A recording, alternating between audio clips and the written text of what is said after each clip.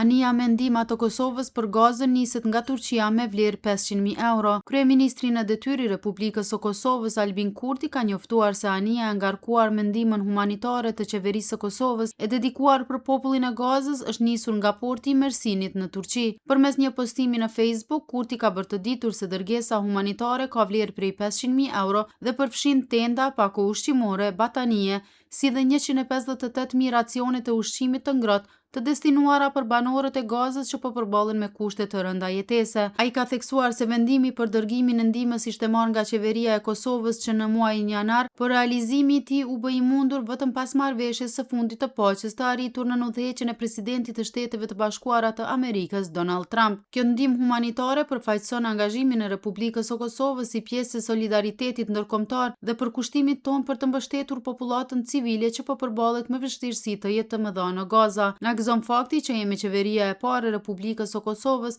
që arrim të ofrojmë një mbështetje të tillë për banorët e Gazës. Shpresojmë që ajo të kontribuojë qoftë edhe në mënyrë modeste në lehtësimin e vuajtjeve dhe në përpjekjet për paqe, siguri dhe stabilitet për të gjithë, ka shkruar Kurti në Facebook.